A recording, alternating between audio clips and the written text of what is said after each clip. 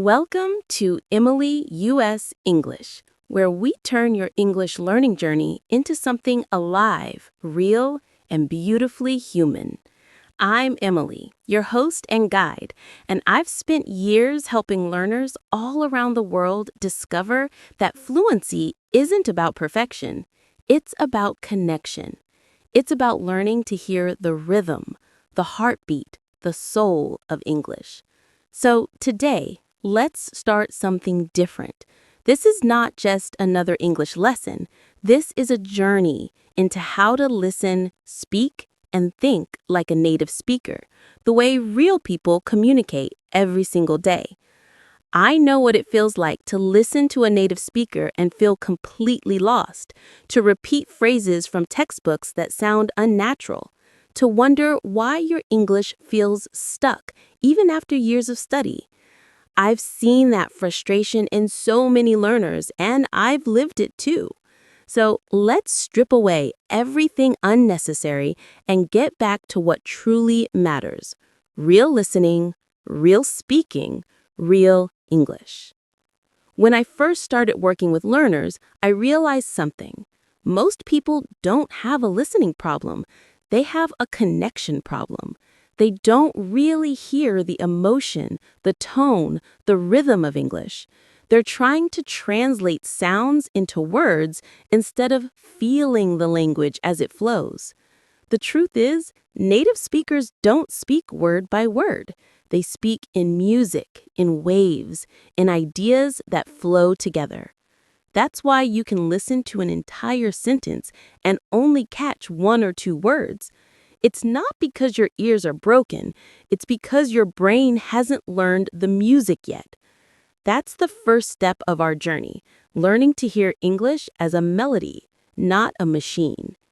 To train this, I want you to start small. Choose one voice you like, maybe an actor, a YouTuber, or a podcast host, someone whose energy makes you want to listen more. Don't focus on the words yet. Focus on the sound. How do they rise and fall? Where do they pause? How do their emotions move through their tone? Play a 1-minute clip and close your eyes. Feel the rhythm. Don't analyze it, just let it flow through your ears.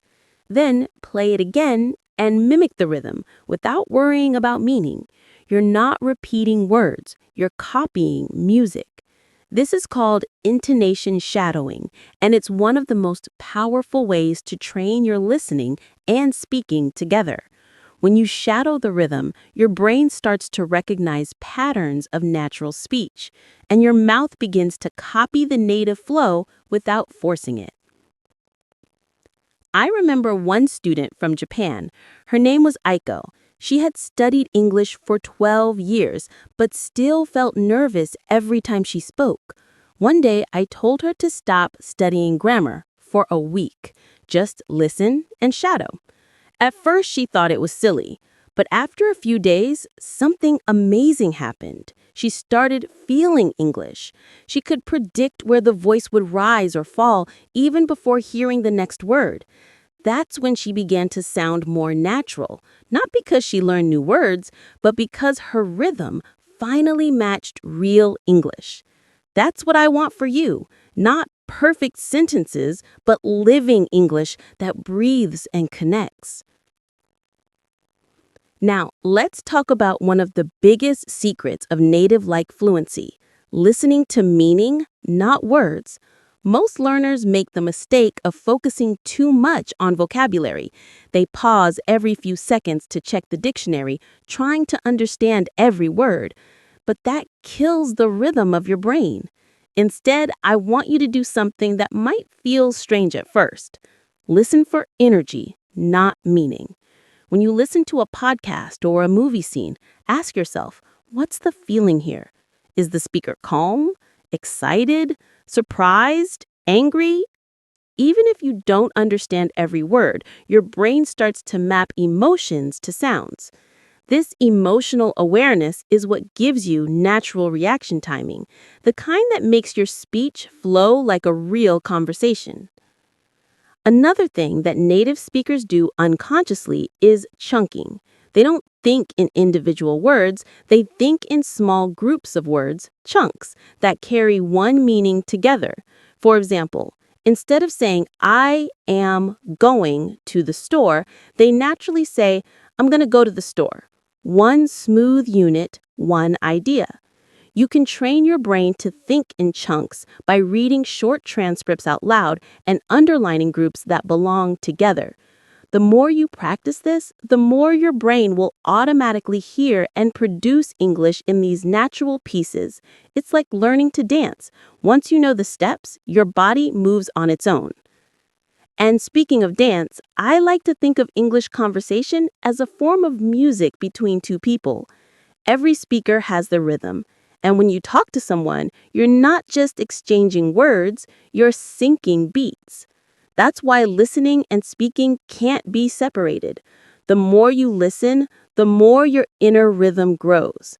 The more you speak, the more that rhythm becomes your own.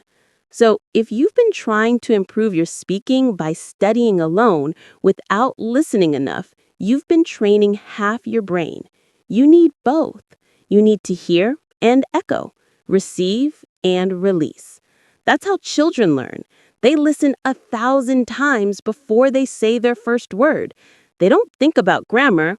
They think about sound, feeling, and meaning. When I teach advanced learners, I often start with what I call the mirror exercise. Stand in front of the mirror, pick a short dialogue, and listen to it 3 times.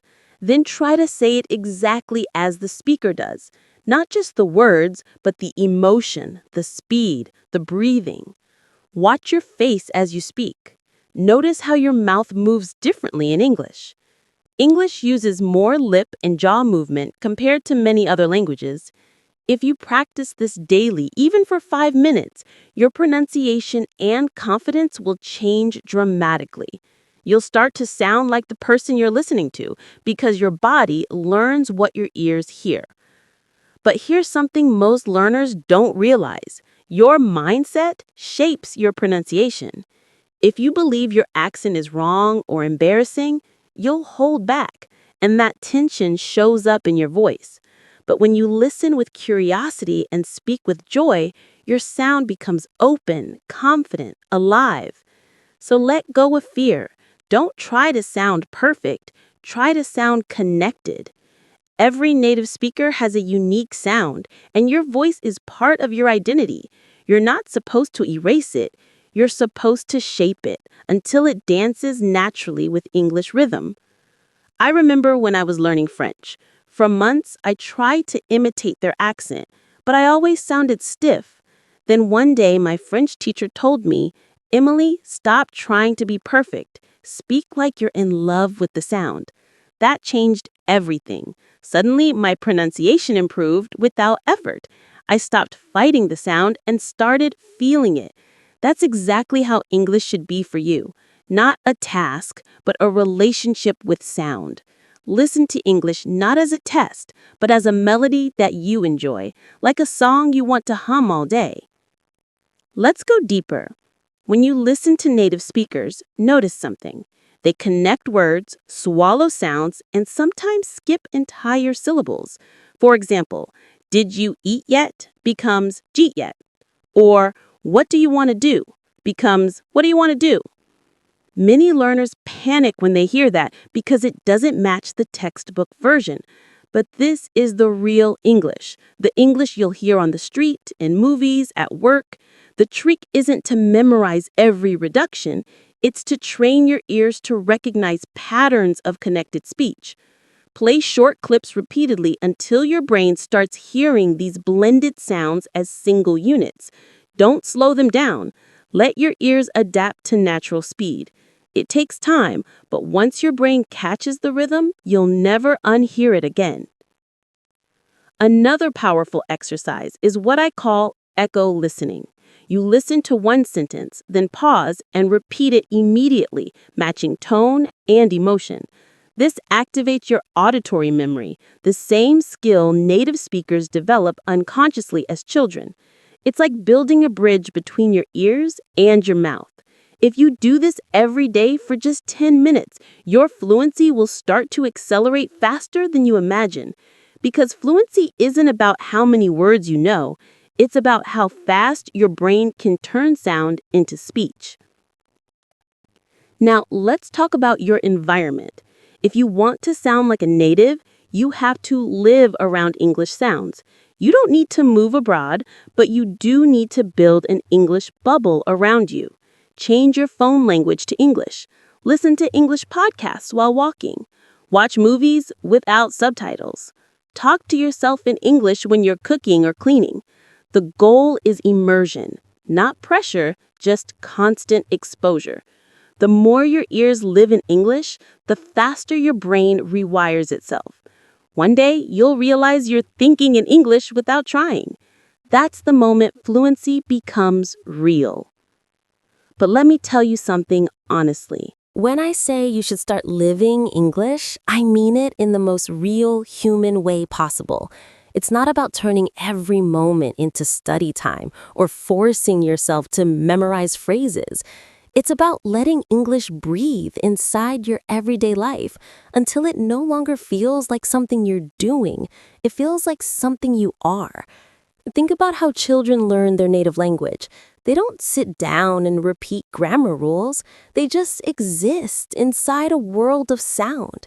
They hear, they react, they copy, they laugh, they make mistakes, and they keep going.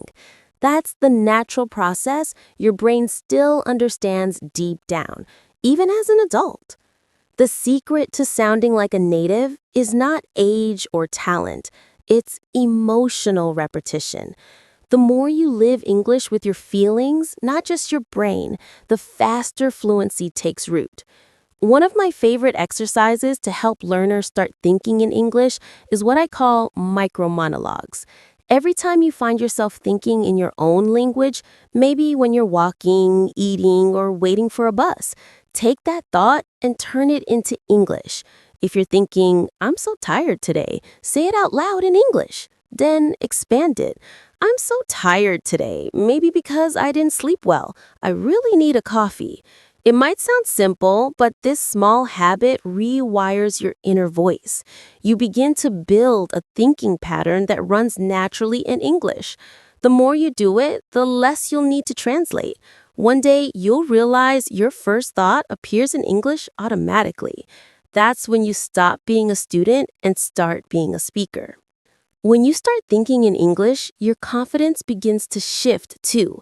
Many learners tell me they can speak fluently when they're alone, but they freeze when talking to real people. That fear comes from one thing: judgment. You're afraid of being wrong, of sounding different, of being misunderstood. But here's something that might change your perspective. Native speakers don't think about every sentence before they say it. They just speak, and if something comes out wrong, they fix it naturally. You have the same right. Making mistakes is not a sign of weakness, it's a sign of participation. The only way to sound natural is to keep speaking, even when you're unsure. Because confidence is not the absence of fear, it's the decision to keep going despite it.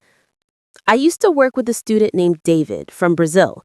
He had excellent grammar and vocabulary, but whenever he spoke to foreigners, he became tense and quiet. One day, I asked him to do something different. We went to a cafe where a group of tourists was sitting. I told him, go ask them for directions to the park, even if you already know where it is. He hesitated, but he did it. The conversation lasted only 30 seconds, but when he came back, his face was glowing. That moment changed everything for him. From then on, he started creating small speaking opportunities every day, asking for coffee in English, greeting strangers, even leaving English voice notes for his friends. Over time, he stopped being scared of mistakes and started focusing on connection. That's the transformation I want for you. When you practice speaking, remember this: fluency doesn't come from long, perfect conversations. It comes from thousands of short, imperfect ones. Every 5-second chat builds a brick in your confidence wall. Every attempt, every word, every smile adds up. So start small. Talk to your mirror. Talk to your pet. Talk to a voice recording app. Talk to me through this podcast if you want. Pretend we're having coffee and I'm sitting right across from you, listening. Say what's on your mind. The more you use English in your real life, the more it becomes your real language. Now let's talk about how natives think while speaking. When a native speaker talks, they don't plan entire sentences. Their brain moves like a river. One phrase flows into the next. They rely on connectors, small linking words that keep speech natural. Words like, actually, I mean, kind of, sort of, basically, honestly. These filler phrases aren't bad habits, they're what make English sound alive. You can practice using them by repeating short dialogues and noticing how these words appear. Try to feel how they carry emotion and tone.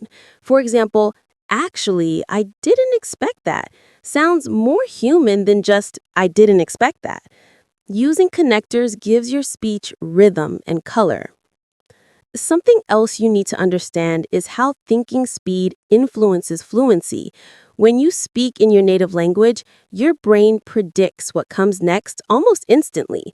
But in English, there's a delay, a gap between your thoughts and your words. To reduce that gap, you need to train your brain to process English directly, without translation. Here's one technique that helps. Listen to a short podcast segment, pause it, and describe what you just heard in English using your own words. Don't try to repeat exactly, just retell the idea. This builds your thought in, thought out muscle. You'll be surprised how quickly your brain adapts. I want to share something personal. When I first started teaching English, I thought my job was to correct mistakes. But over the years, I realized that what truly helps learners isn't correction, it's connection. When people feel emotionally safe, they speak more. And when they speak more, they naturally improve. So if you ever feel nervous about your English, find someone you trust, a teacher, a friend, a community where you can express yourself freely. Language grows best in kindness, not pressure. That's why I always tell my students, create your English circle. Build a small group of people who share your goal and speak together regularly. You'll not only improve faster, but also find joy in the process. Let's talk about rhythm again, because it's the heart of fluency. Every language has its own music. English, for example, is a stress-timed language, meaning that certain syllables are naturally stronger and others are weaker. Native speakers instinctively stretch and shrink sounds to match that beat. If you can feel this rhythm, your speaking will instantly sound smoother. You can practice it with something as simple as a sentence. I don't want to go there. Say it slowly, then faster, focusing on the stress. Don't, want, go. Notice how the unstressed words shrink. I don't want to go there. That's natural speech. Practice these patterns out loud until they become instinctive. The more you play with rhythm, the more your English starts to sing. Listening deeply also helps you understand people on a different level. When you stop focusing only on words, you begin to hear emotions behind them.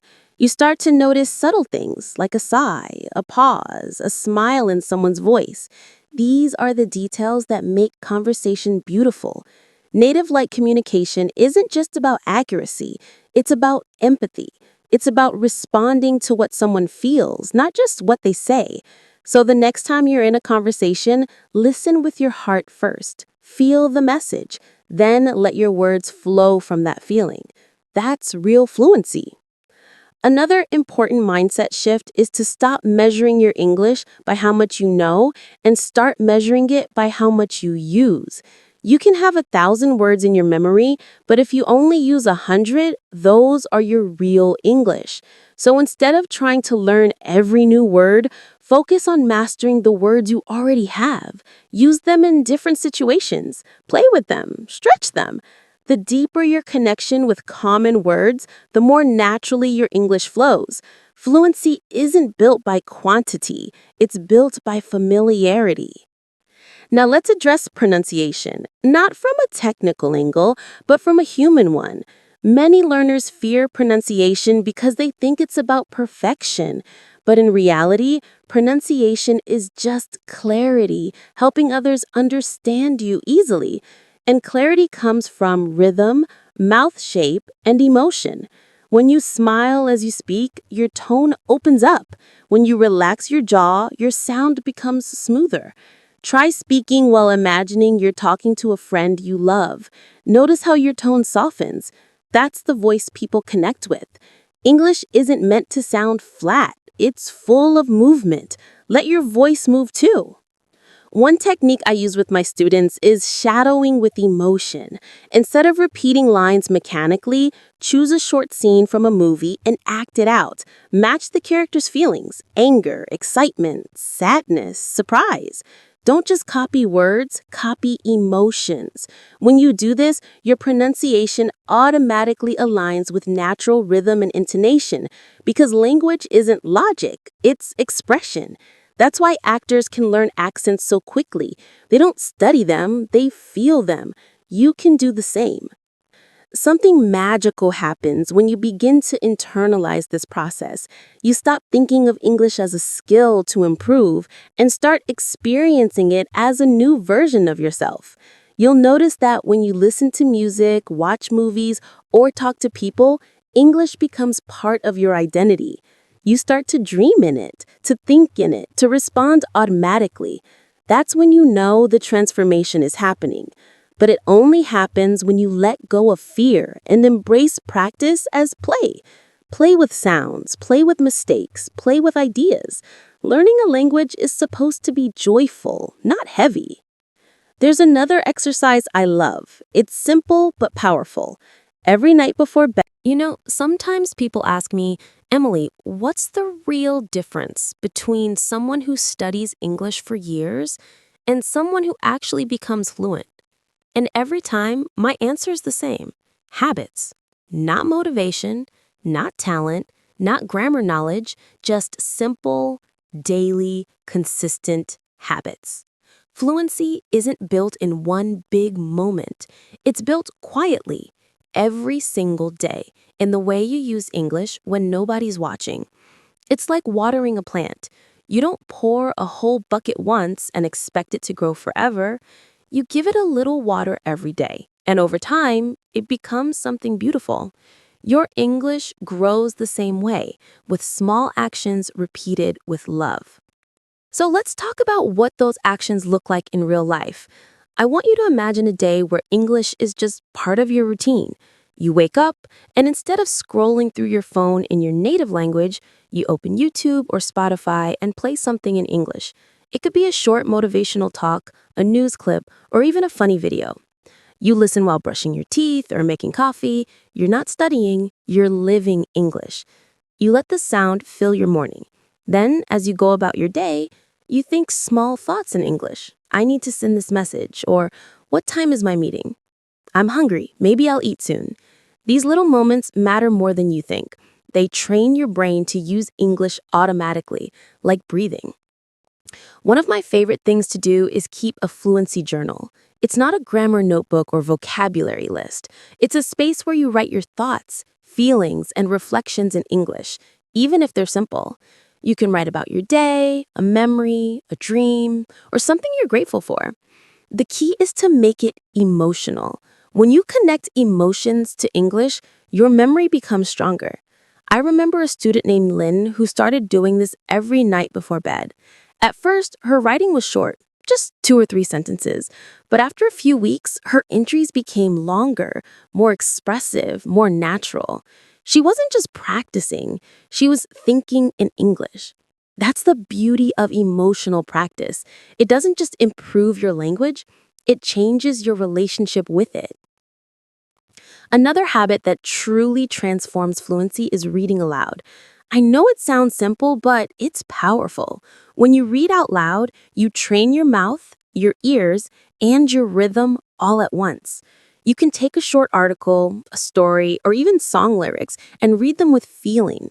Don't rush, feel the words. Pay attention to how your tongue moves, how your breath supports your sound. It's not about reading perfectly, It's about experiencing English physically. I used to read poetry out loud when I was learning other languages. I didn't understand every word, but I loved how the sounds felt in my mouth. That love for sound made me stay consistent. If you can fall in love with how English feels, fluency becomes a natural side effect. And then there's the art of listening, not just hearing, but absorbing. Every day, dedicate at least 10 minutes to deep listening. Choose a voice you enjoy and focus completely. Close your eyes if you can. Let your mind follow every rise and fall, every breath, every pause. Try to predict what the speaker will say next. Your brain loves patterns, and the more it predicts, the faster it learns. You can even repeat short lines under your breath, echoing what you hear. Over time, your mouth and ears will start to work together, and that's where magic happens, when listening and speaking become one rhythm. Now, let's talk about confidence, because without it, all the practice in the world won't matter. Confidence in English isn't about never feeling nervous. It's about being comfortable even with your nervousness. You don't have to eliminate fear to be fluent. You just have to keep speaking in spite of it. I know this personally because I've been on the other side. When I was learning French, there were moments when I wanted to disappear because I couldn't express myself perfectly. But one day a kind stranger told me, "It's beautiful that you're trying in my language." That moment changed me. I realized that most people don't care about your mistakes, they care about your effort. So please, don't hide your voice, your accent, your pauses, your small hesitations. They're not flaws, they're part of your story. When you speak, focus on connection, not correction. Imagine you're sharing something from your heart, not performing for a test. The more real you are, the more people will listen. I've seen so many students who were technically excellent, perfect grammar, perfect vocabulary, but they sounded cold, robotic. And I've seen others who made small mistakes but spoke with warmth and authenticity. Guess who made the stronger impression? The ones who connected. English is not just a system, it's a living bridge between people. When you speak from emotion, your English becomes unforgettable. One powerful trick to sound more confident is to slow down slightly. Many learners speak too fast because they think speed means fluency. But real fluency is about control, not speed. Native speakers vary their pace all the time. They slow down to emphasize, they pause to think, they use silence to create space. Try it. The next time you speak, take a breath before you start. Let your voice settle. When you pause, you're not showing weakness, you're showing presence. That calm, steady rhythm will make your speech sound natural and confident. Now let's move into the real life side of practice. If you want to sound like a native, you have to interact with real English, not just textbooks or scripted materials. Join online groups, language exchanges, or speaking clubs. Don't wait for the perfect opportunity, create one. Technology has made it easier than ever. You can join a community where people from all around the world want the same thing, to connect through English. Speak to strangers, make friends, tell stories. Even if you only talk for 5 minutes, it's still progress. Remember, every conversation is practice, and every practice builds fluency. One habit that I recommend and that I personally love is what I call speaking reflection. After you have a conversation in English, take a few minutes to replay it in your mind. Think about what went well, what felt natural, and what was difficult. Then talk to yourself and improve it. For example, if you said, "I go store yesterday," later say it again correctly. "I went to the store yesterday." Do it with kindness, not frustration. This reflection process trains your awareness. You start noticing your own progress, and that motivates you to keep going. Now let's talk about one thing that's often ignored, the emotional environment around your learning. If you're surrounded by negativity or constant comparison, fluency becomes harder. You need an environment that supports your growth. Follow creators who inspire you, listen to voices that make you feel capable, and avoid anything that drains your motivation. Language learning is as emotional as it is intellectual. Protect your mindset. Believe that you can become fluent because that belief changes how you act. When you believe something is possible, your brain opens up new pathways to make it real. Here's something I want you to remember. Fluency is not a destination, it's a lifestyle. It's not a point you reach and stop. It's something you live, grow, and evolve with. Some days you'll feel fluent, other days you'll struggle to find words. That's okay. Native speakers have those days too. The important thing is to keep showing up, to keep speaking, listening, feeling, and connecting. The journey itself is what makes you fluent. And let me share a small secret that most teachers don't talk about. Sometimes the biggest progress happens during rest. When you take breaks, when you sleep, your brain organizes everything you've learned. It connects new words to old memories, turns sound into understanding. So don't burn yourself out. Balance effort with rest. Listen deeply one day, speak more the next. Let English become a rhythm that fits your life. I once had a student named Amir. He was so passionate about learning English that he studied 10 hours a day. But after a few months, he started to feel tired, even demotivated. I told him to stop studying for a week and just live. Listen to music, watch movies, talk to people casually. A week later, he came back more fluent than ever. Why? Because his brain finally had time to breathe. Sometimes stepping back is the fastest way forward. So as you move through this journey with me, remember that your goal isn't to sound exactly like someone else.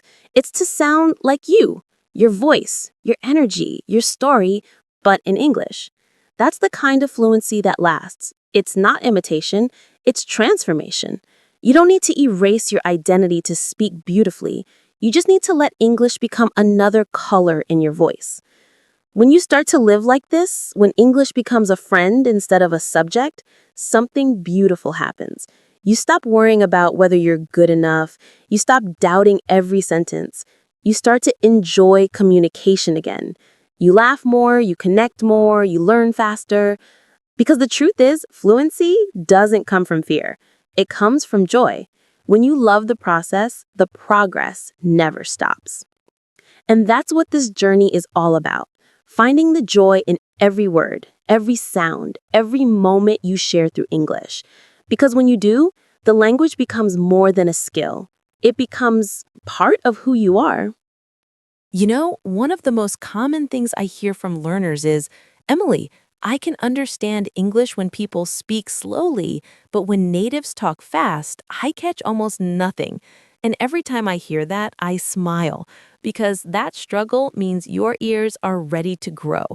Understanding fast speech isn't about talent, it's about training your brain to heal patterns differently. English, especially spoken English, has its own rhythm, a music of connection and reduction. Once you start hearing that music, everything changes. When native speakers talk, they don't pronounce every word clearly. They connect them, shorten them, and sometimes even swallow sounds completely. It's not wrong pronunciation, it's just how natural speech flows.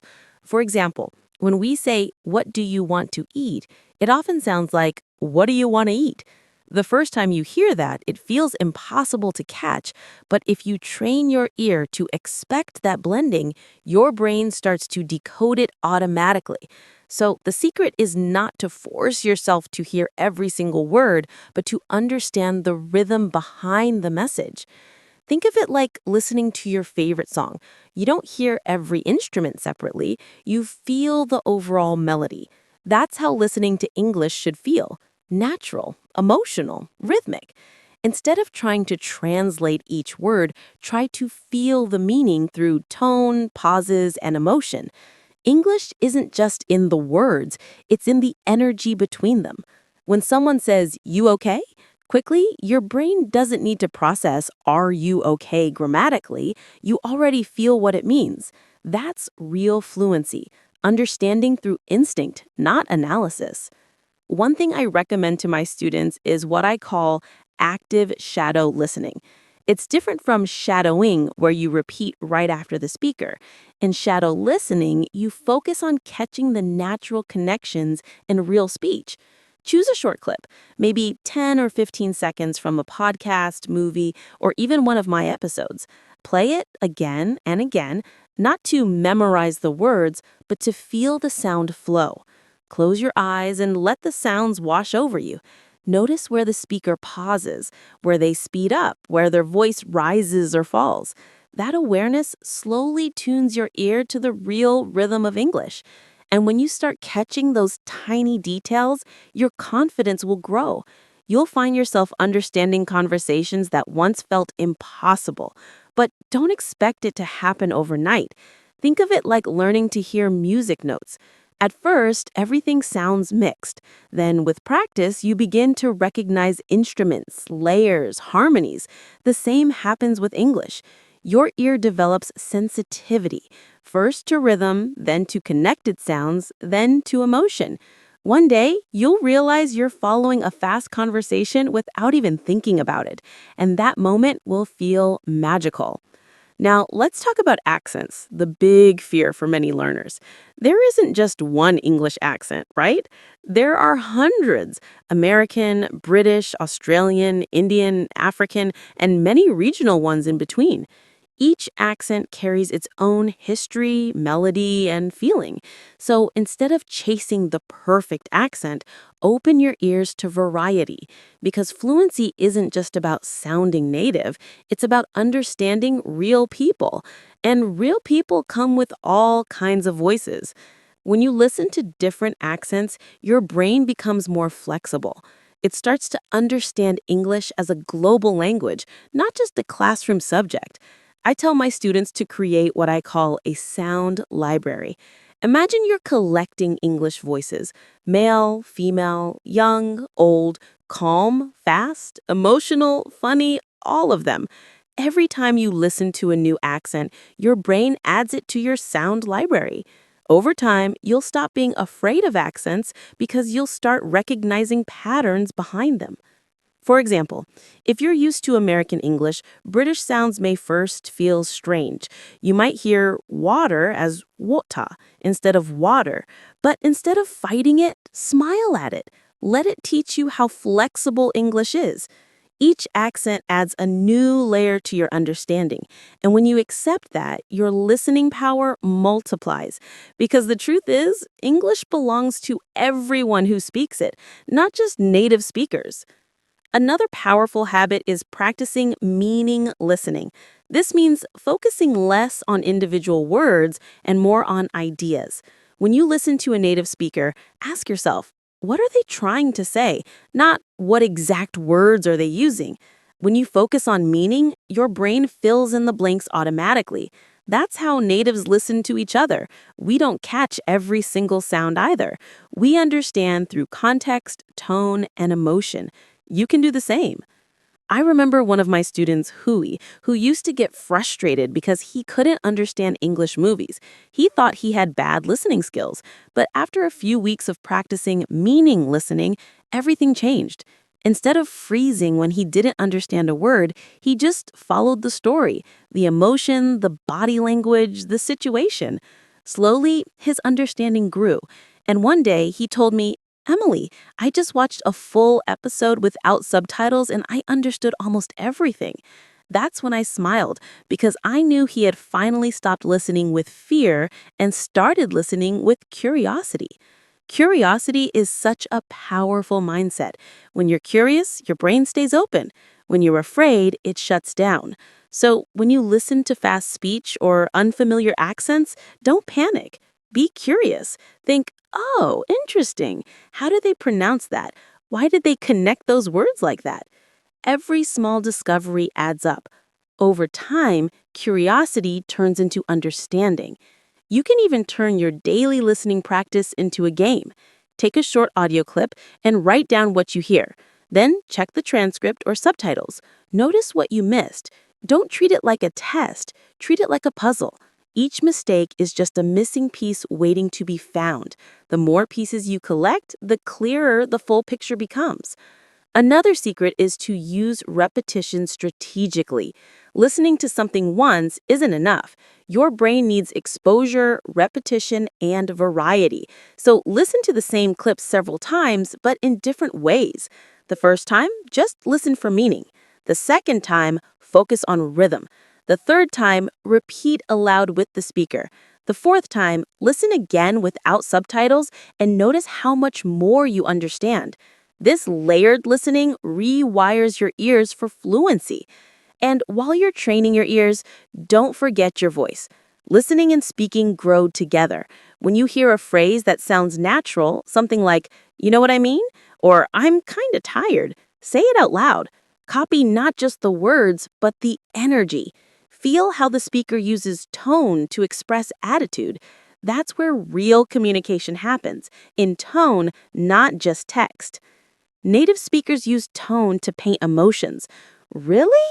Can sound curious, surprised, doubtful, or sarcastic, all depending on voice.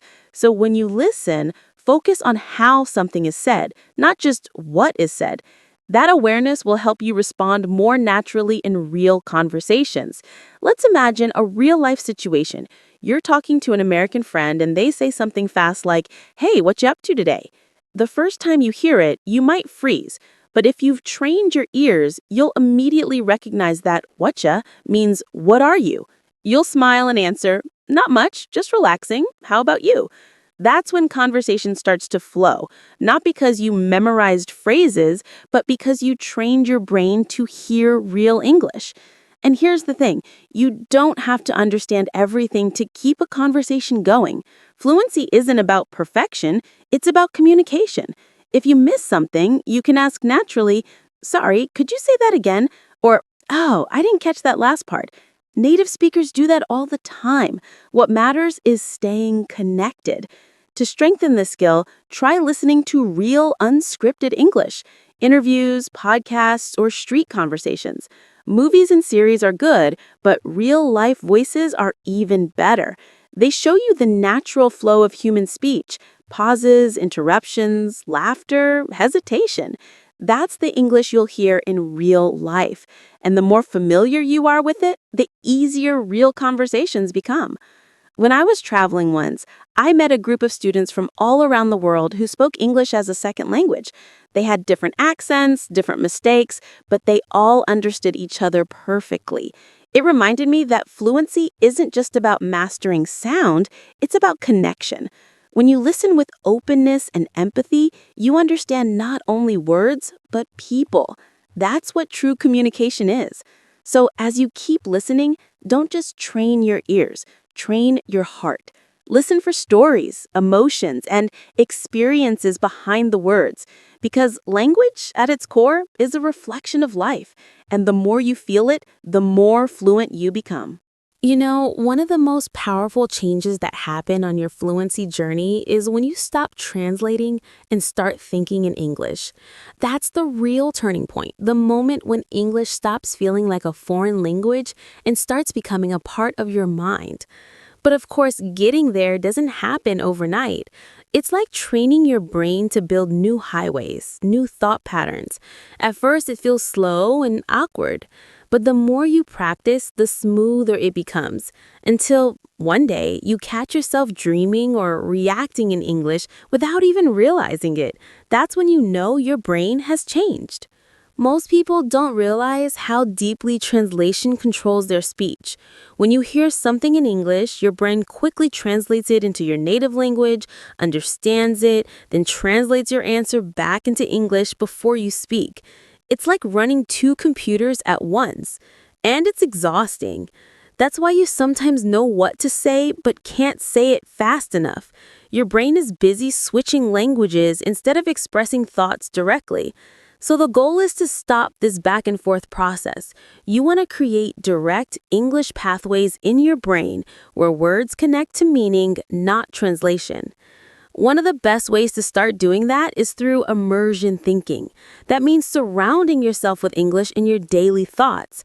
For example, when you walk outside and see the weather, instead of saying in your native language, "trời hôm nay đẹp quá," Try to say in your mind, the weather's beautiful today.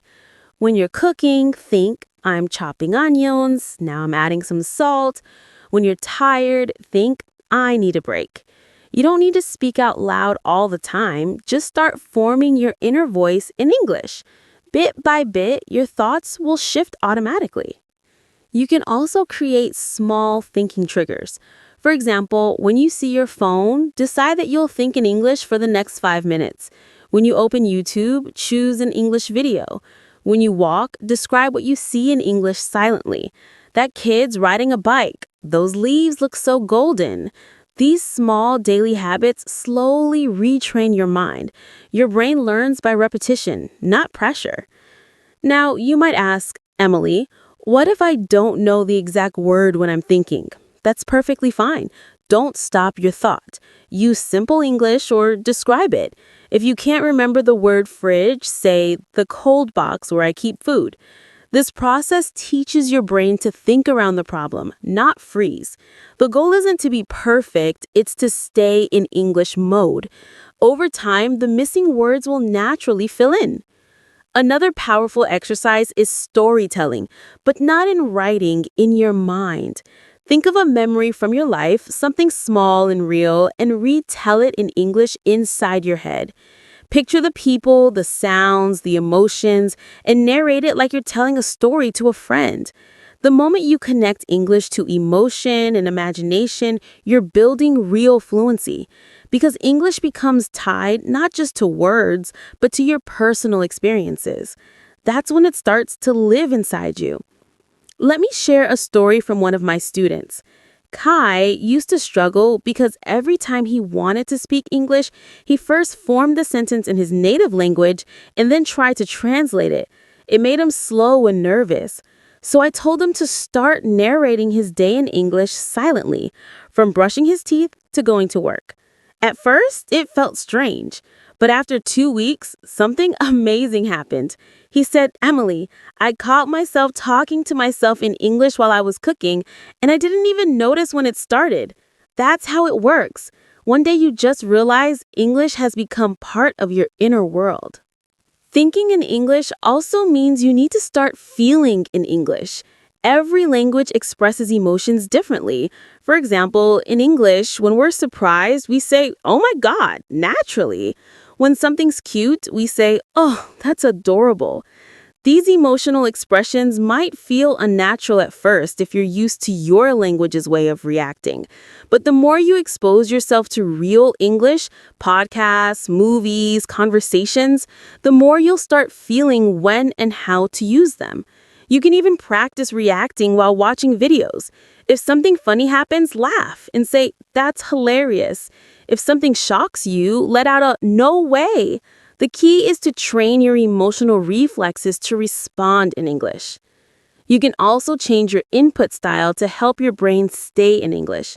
Instead of watching with subtitles in your language, switch to English subtitles. Then, after some time, turn them off completely. At first, you'll feel lost, but your brain will start to fill the gaps. Don't force it, trust your ears. Your brain is an amazing machine. It learns patterns automatically. The more English you hear without translation, the faster you'll start understanding meaning directly. Another technique I love teaching is context linking. This means connecting English words directly to real objects, actions, and feelings instead of your native language. For example, don't memorize that apple means guatao. Instead, when you see or taste an apple, say apple in your mind and imagine its color, smell, crunch. Your brain will store it as a living experience, not just a word pair. That's how children learn their first language, by connecting language to life, not translation. And that's exactly how you should treat English now, like your second first language. Children don't memorize grammar rules. They observe patterns. They repeat. They imitate. They play. If you start learning English with that same playful energy, your progress will explode. Stop worrying about every mistake and start playing with the language again. Try speaking to your pet in English. Describe your Rexis. Make up silly sentences. The less pressure you feel, the faster your brain adapts. Another small trick that helps tremendously is use English in your environment. Change your phone, your apps, your notes, your shopping list, everything you can to English. When your brain sees English words every day, they become part of your normal world. You don't even realize it, but this constant exposure builds subconscious understanding. You can also talk to yourself. Yes, really. Self talk is one of the most powerful ways to train fluency. You can do it quietly if you're shy. Describe what you're doing, ask yourself questions, answer them. What should I cook today? Maybe some pasta. I need to boil water first. It might sound funny, but that's exactly what fluent speakers do when they think. The more you practice it, the more your brain will start creating sentences automatically. No translation, no delay. Now, I want to talk about fear because fear is the biggest block to thinking in English. Many learners are so afraid of making mistakes that they stop themselves before they even speak. But when you think in English, there's no audience, there's no judgment. It's your private space to grow. So give yourself permission to be messy inside your own mind. Make imperfect sentences, use wrong tenses. It doesn't matter. What matters is movement. Fluency doesn't grow in silence, it grows in motion. If you want to take this even further, you can practice thinking immersion. Choose one part of your day, maybe 1 hour in the morning or evening, and commit to staying fully in English during that time. Everything you think, read, listen to, or say, all in English, no translation. The first few times it'll feel hard, but after a week, it becomes easier. You'll start noticing how many thoughts can flow in English without effort. That's your brain rewiring itself. And here's something that surprises many people. You don't need to live in the English-speaking country to think in English. You can create your own English world anywhere. All you need is consistency and curiosity. The internet gives you endless input, voices, videos, communities. The more you engage, the more your mind stays in English mode. I've met learners who achieved near native fluency without ever leaving their home country. How? They made English their lifestyle. They read books in English before bed. They listened to English podcasts while cooking. They chatted online with friends from other countries. They didn't study English, they lived it. That's what I want for you. Not just to study English, but to feel at home in it. To wake up and hear English in your mind naturally. To speak without searching for words. To enjoy expressing yourself freely. It's not magic, it's the result of daily, gentle training. And one day, when you least expect it, you'll catch yourself thinking in English about something random, like what to eat or how you feel, and you'll realize, wait, I didn't translate that. That moment is pure freedom. It's the reward for all the little moments you kept going. So keep building your English mind one thought at a time, because the more you think in English, the more fluent, confident, and alive your English will become. You know, one of the most fascinating parts of learning English is the way it sounds. The rhythm, the melody, the flow. It's almost like music. And if you really listen closely, you'll start to realize that fluent English isn't just about words. It's about sound connection. The way the voice rises, falls, stretches, or softens. That's what makes native speakers sound natural and effortless. And today, I want to help you discover that secret, not by forcing your accent to change, but by helping your ear and mouth learn to dance together in English. When I first started teaching pronunciation, many learners told me, Emily, I just want to sound like a native. But here's something I've learned after years of coaching people from all over the world. Sounding like a native isn't the real goal. Sounding natural is. You can keep your beautiful accent and still sound fluent, confident, and easy to understand. What truly matters isn't copying someone's voice, it's mastering the rhythm and emotion that make your English flow. Think about music. Every language has its own rhythm. Your native language might be like a smooth ballad or a steady drum beat. English, though, is more like jazz. It has a strong rhythm, but also a lot of bounce and flow. Some words stretch longer, some shorter. Some sounds connect smoothly, while others drop out completely. That's why when you speak word by word, it sounds unnatural, because English is built around rhythm, not single notes. If you listen carefully to native speech, you'll notice that not every word is pronounced clearly. In fact, many words are reduced or connected. For example, want to becomes wanna, going to becomes gonna, let me becomes lemme. It's not lazy, it's natural sound flow. That's how English keeps its speed in music. When you start practicing these reductions, your speaking instantly becomes smoother. Try saying, I'm gonna go now, instead of I am going to go now. Hear how it flows better? That's the rhythm of natural English. Now, pronunciation training isn't just about repeating after recordings. It's about listening with your body. You need to feel the sound. When you hear native speakers, don't just focus on the words. Listen to the energy, the tone, the feeling. Try to notice how their mouths move, how their pitch changes, how their voices rise when they're excited or fall when they're calm. Then imitate not only the sound, but also the emotion behind it. That's how you train your speaking muscles to move in new ways. One of my favorite techniques to build pronunciation is called shadowing.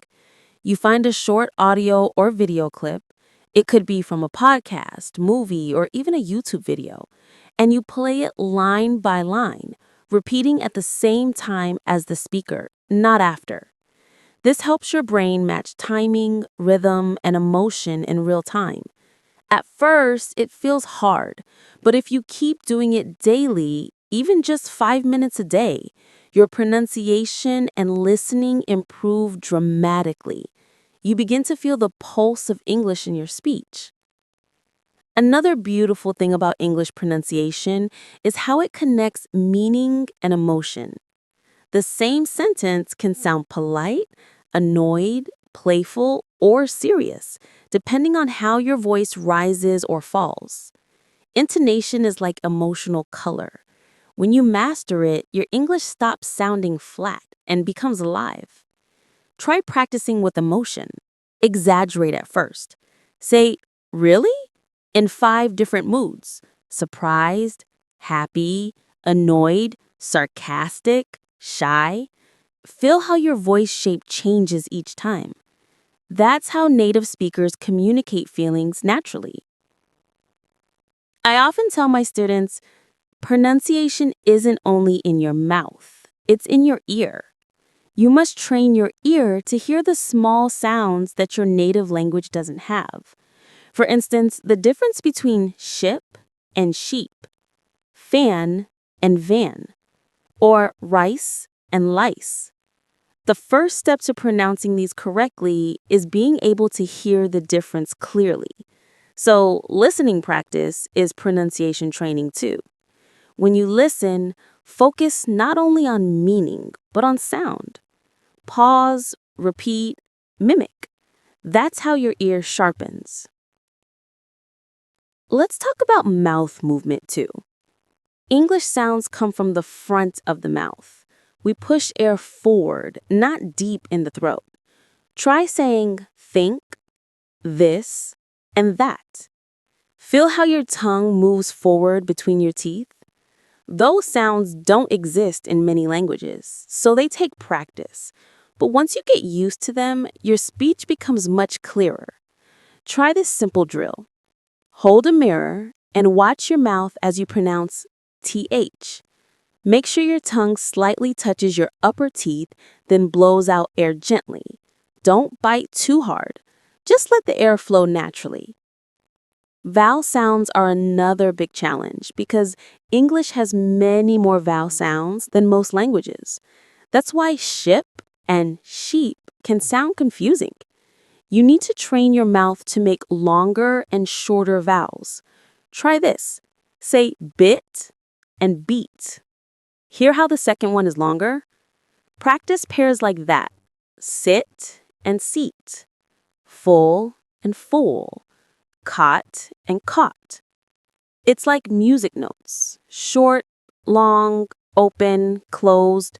Once your mouth learns these patterns, your speech sounds much more native-like. You can also work on linking, which is how English connects words together. Native speakers don't pause between words, they blend them. Not at all becomes not at all. Tell him becomes tell him. This linking creates the smooth wave you hear in fluent speech. To practice, take short phrases and repeat them slowly, connecting every word. What do you want to do sounds like, what do you want to do? It might sound funny, but that's how English really sounds. Now I want you to stop worrying about having an accent. Everyone has one.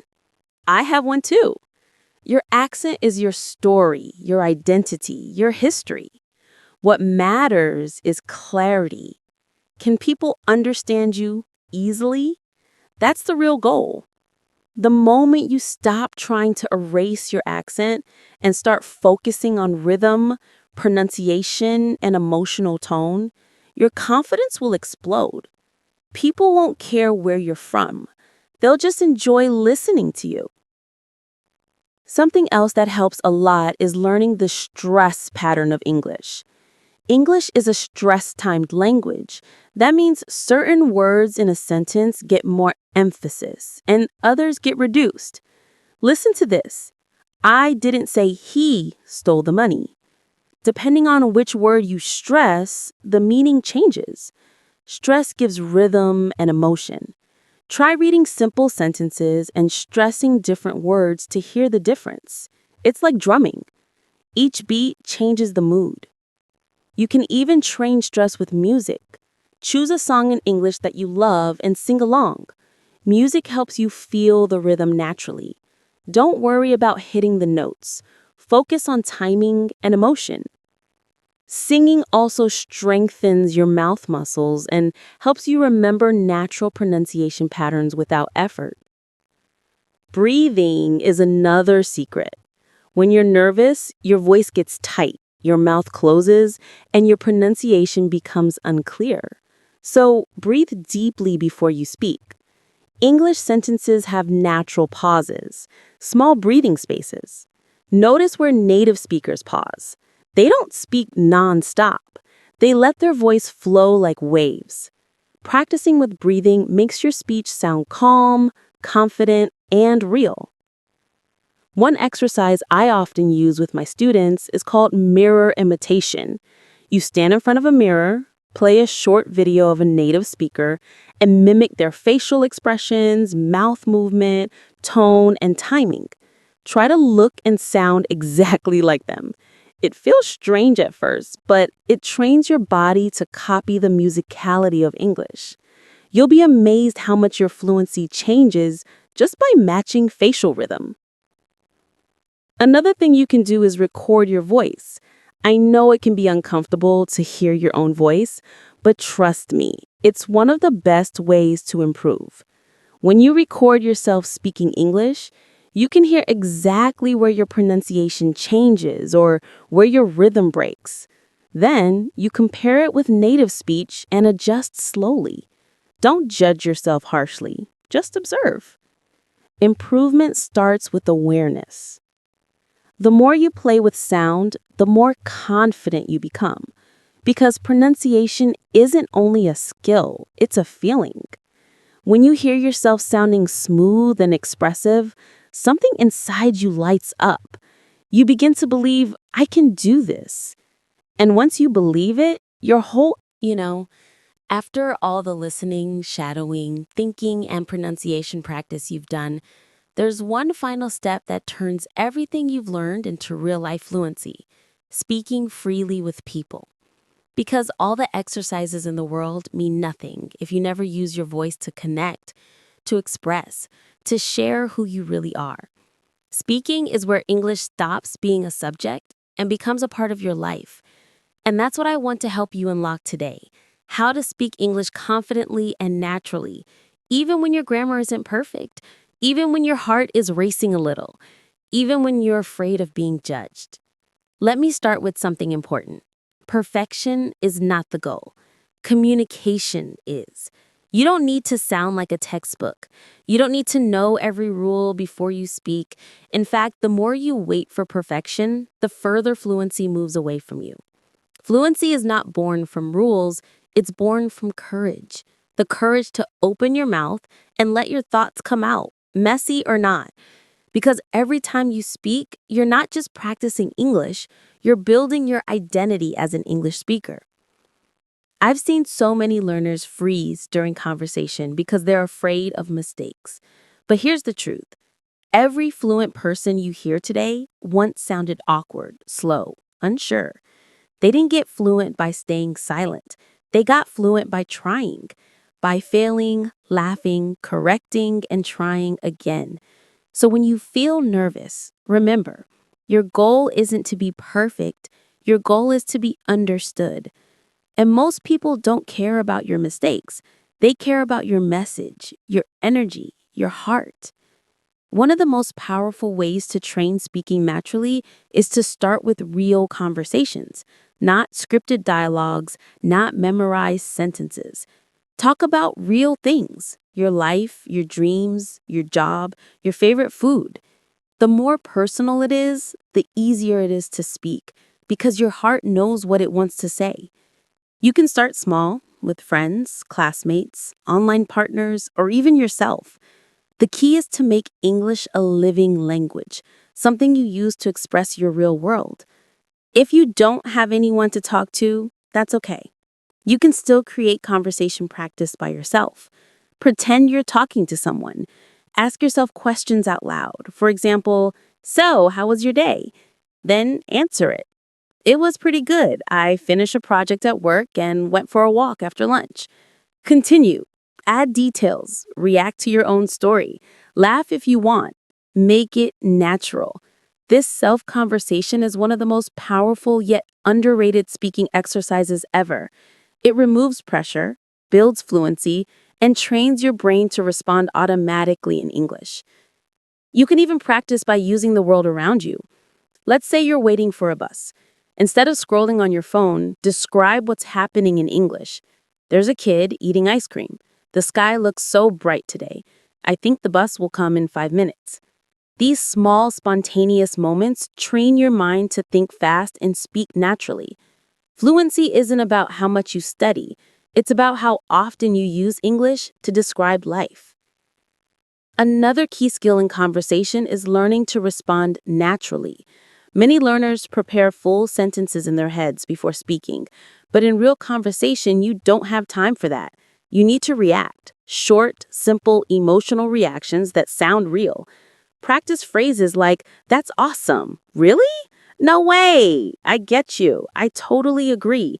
Or even, I'm not sure about that. These are the connectors that make conversations feel alive. Real English is full of emotion, tone, and reaction, not long academic sentences. And when you don't know how to say something, don't freeze. Paraphrase. Use simpler words. For example, if you forget the word appointment, you can say, I have to meet my doctor. If you forget responsible, say, I take care of it. If you forget exhausted, say, I'm really, really tired. Communication is not about big words. It's about flexibility. Fluent speakers are masters of expressing one idea in many ways. Something that truly helps with speaking confidence is learning to listen like a speaker. When you talk to someone, don't focus only on what you're going to say next. Listen to how they express ideas, how they use small words like, I mean, or kind of. These filler phrases aren't useless. They're the glue of conversation. They give you time to think, and they make your English sound more natural. Try saying, I think, or, well, maybe. These small words buy you time and make your rhythm sound real. You can also practice conversation through role play. Choose a situation like ordering coffee, having a meeting, or chatting with a friend, and act it out. Speak both sides if you need to. Imagine the mood, the tone, the small talk. Hi there. Can I get a latte? Sure. What size? Medium, please.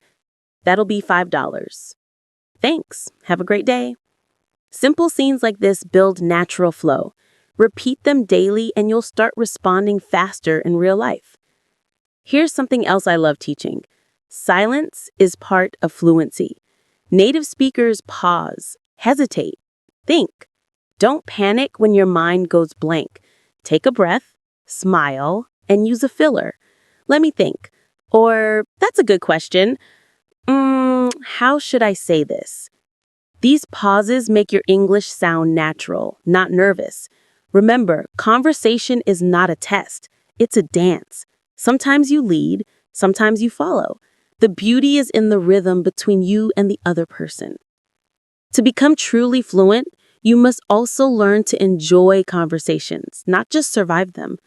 Don't think of speaking as a performance, think of it as connection. Ask questions, show interest, react to people's stories. The more you focus on them, the less you worry about you. That's the secret to confidence. People remember how you make them feel, not how perfect your grammar was. One of my favorite exercises for this is story swapping. You find a partner, maybe online or maybe in person, and you each tell a short personal story in English. Something simple, like a funny moment or a mistake you made. As you share, you listen, laugh, ask questions. This not only improves your fluency, but also builds emotional comfort in English. Because English becomes not just a skill, but a bridge, a way to connect hearts across cultures. Now let's talk about grammar, the thing that scares so many learners. Listen carefully. Grammar is important, but it's not the priority when you speak. When you're having a real conversation, focus on meaning, not structure. Your brain can't edit and speak at the same time. So speak first, correct later. Over time, your grammar improves naturally through listening and repetition, just like a child learns, through patterns, not rules. If you want to polish your speaking further, start recording your practice conversations. Listen to them later. Notice where you pause too long, where your pronunciation slips, where you repeat the same word. But don't judge yourself. Analyze gently, like a coach. Then speak again, improving one small thing each time. Fluency is built from hundreds of small improvements, not giant leaps. Confidence also comes from familiarity. The more situations you practice, the calmer you feel in real life. So make a list of everyday speaking context, introducing yourself, describing your job, giving opinions, telling stories, asking for help. Practice them one by one. The more prepared you are for common topics, the freer your mind becomes in real conversation.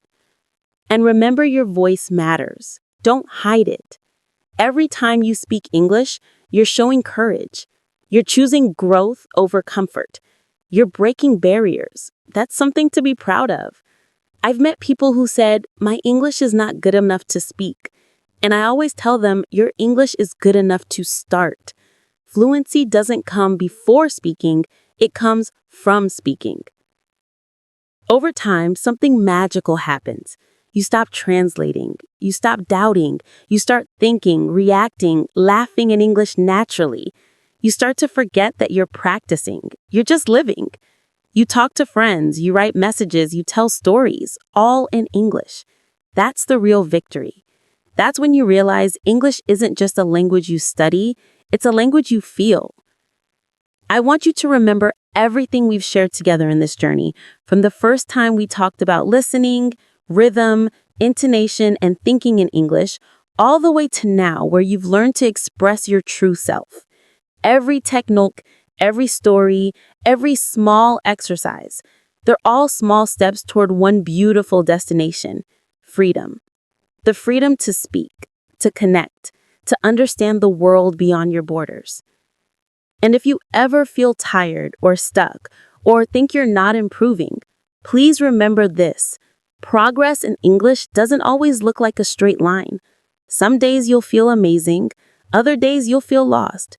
But every moment you listen, every sentence you speak, every word you understand, it's all part of your growth. Fluency isn't something that happens one day. It's something that's happening right now, every time you choose to keep going. I want to thank you, truly, for being part of this journey with me. Whether you listen to this while walking, cooking, or studying, I hope my voice reminded you that you are not alone in this journey. Every learner in the world shares the